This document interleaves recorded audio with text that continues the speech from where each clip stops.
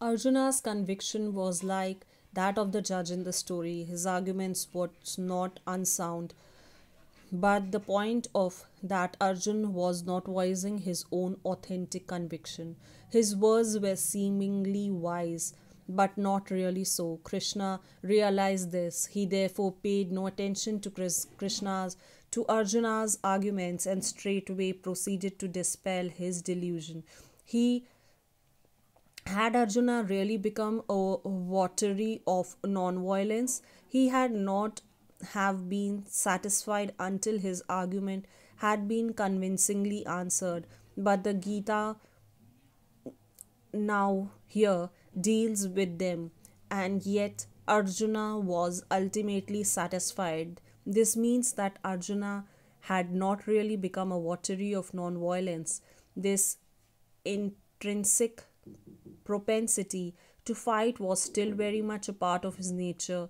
War was for him his natural and inescapable duty, but he was trying to evade it under the spell of delusion, and it is this delusion that the Gita attacked most pointedly. अब यहाँ पर ये हुआ कि ये बार बार ये बोल रहे थे, एक्सक्यूजेस दे रहे थे कि मैं नहीं लड़ना चाह रहा, और लोगों को लग रहा था कि शायद ये वायलेंस से दूर जाना चाहते हैं, मगर असली में ये इनकी मन की बात थी ही नहीं.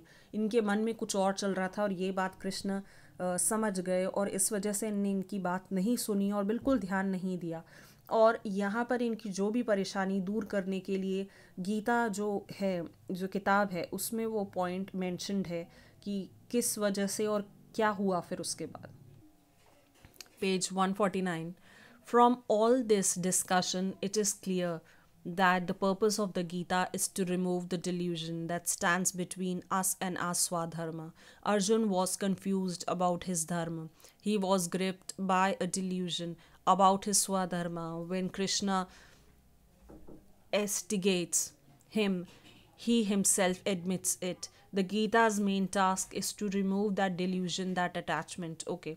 अब गीता में ये दिया हुआ है, उसमें बताया गया है कि अपन को अपने कर्म हो, अपने धर्म हो, जो भी चीज़ें अपन को कही जाती है करने के लिए, उससे अपन को कभी उसको टालना नहीं चाहिए और उस चीज़ को छोड़ना नहीं चाहिए सिर्फ इसीलिए क्योंकि अपन को लग रहा है कि अपन ना करें तो चल जाएगा, या फिर अपन किसी जन से अटैच होके वो कार्य नहीं करना चाह रहे हैं, तो वो चीज़ गलत है. और वही इसमें सिखाई गई है कि अपना जो खुद का जो धर्म है, स्वधर्म, वो अपन को पूरा करना है, और अटैचमेंट के डिल्यूजन में या अटैचमेंट की वजह से अपन को उसको छोड़ना नहीं है.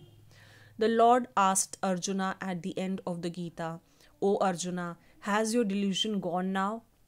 And Arjuna replied, Yes, Lord, the delusion had fled away. I have realized what my Swadharma is. Thus, taking into consideration both the beginning and the end of the Gita, it is clear that the removal of delusion is the central message. This is the purpose of the Gita as well as the whole of the Mahabharata. अब इसके अंदर बताया है कि गीता का main जो पूरा starting और एंड है वो इसी पे बेस्ड है कि कैसे अपन को अपना स्वधर्म करना है और उससे दूर नहीं जाना है और उस चीज़ को पूरा करना है, एक्सक्यूजेस नहीं करना है. Vyas had said right at the beginning of the Mahabharata that he was lighting this lamp of history to dispel delusion from the mind of the people.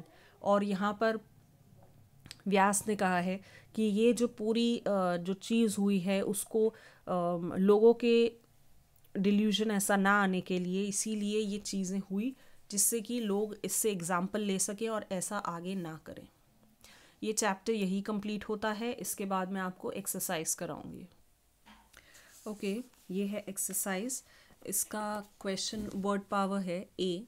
Match the words in the column A with the meaning in column B.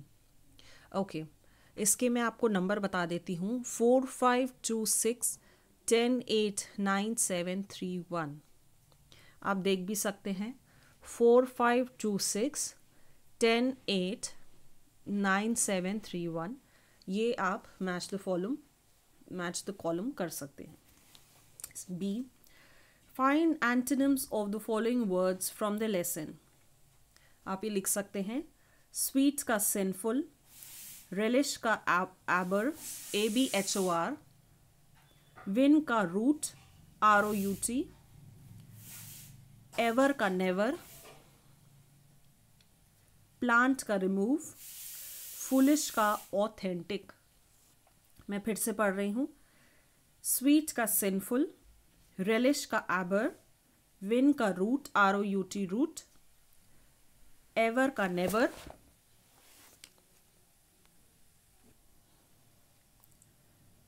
Ever का never, plant का remove, foolish का authentic. Next है सी वाला. Use the following phrases in sentences of your own. अब यहाँ पर मैं आपको सेंटेंसेस बताऊंगी. विलिंग टू का है Mother Teresa was always willing to help the destitute. With a firm resolve. If you start a work with a firm resolve you will definitely get success. Accused of. The man was accused of theft. Flee away. The police caught the man while he was trying to flee away the country. All in vain. I tried to convince my friend with several arguments, but all in vain. Okay. ये वाले हो गए आपके सारे phrases के sentences. अब next है D वाला. Give synonyms of the following words. View का आएगा ओपिनियन, फियर का टेरर, मेडिटेट का negotiate, examine review, dispel disperse. फिर से बोलूँगी. व्यू का ओपिनियन, फियर का टेरर, मेडिटेट का नेगोशिएट, एग्जामिन का रिव्यू, डिस्पेल का डिस्पेंस. ओके. अब यहाँ पर 1 लाइन आंसर्स हैं जो टोटल 5 हैं, तो वो 1 लाइन वाले हैं. मैं आपको अभी ही करवा देती हूँ. Answer the following question in 1 sentence each. What does Vinoba Bhave say about his heart and mind? Vinoba says that the Gita seeks to remove the delusion that distracts him from his duty. Second, where does he soar high and how? He soars high in the vast expanse of the Gita on the 2 wings of faith and experimentation. Third, what does Vinoba Bhave compare the Gita with? Vinoba Bhave compares the Gita with the ocean of nectar. Where had the Gita been set? The Gita has been set in the Mahabharata. What does it look like? It looks like a lighthouse. ये सारे answers आपको अपनी book में ही मिल जाएंगे, इसलिए ये 1 liners तो आप देख के भी उसमें से लिख सकते हैं. इसके बाद आपके 40 वर्ड्स के आपके बी के हैं टोटल 10 हैं. उसके बाद सी के 75 वर्ड्स के 4 हैं. फिर डी के आपके 2 हैं. तो ये सारे जो भी क्वेश्चन आंसर्स हैं मैं आपको दे दूँगी. ये चैप्टर आपका यही कंप्लीट होता है. आपका कोर्स पूरा हो चुका है.